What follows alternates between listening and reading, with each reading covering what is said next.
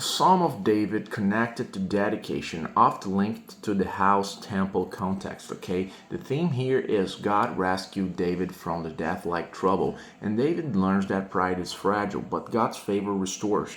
It moves rescue to reflection, to lesson, to praise.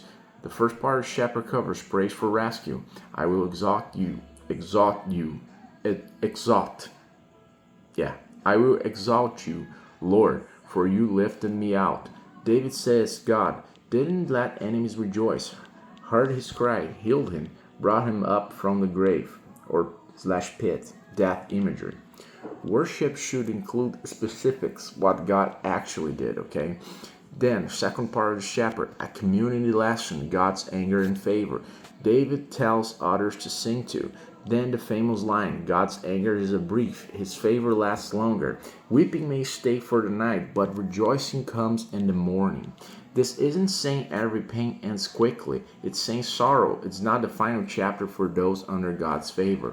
Night has a limit. God's mercy outlasts it, okay? Then David confesses. When I felt secure, I said, I'll never be shaken. Then he admits what happened. God hid his face and David was dismayed. This is the lesson, okay? David's confidence got tied to stability, not a God. Comfort can quietly teach you self-reliance. Then David pleads, what profit is there if I go down to the pit?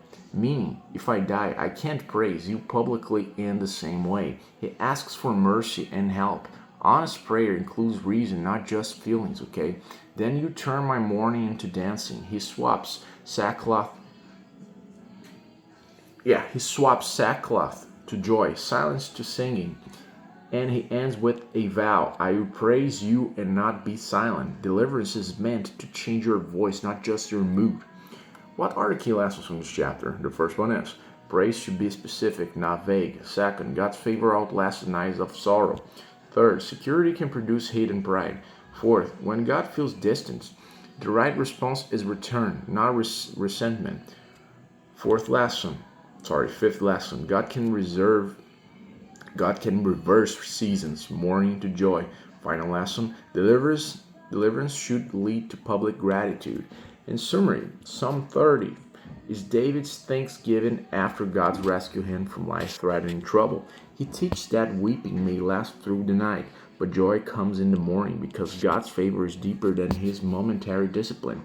David admits he became overconfident in his stability, then panicked when God felt distant. But God heard his cry, reversed his mourning into dancing, and David commits to praise without silence. Don't forget to hit the like button, subscribe to the channel, and see you in the next one.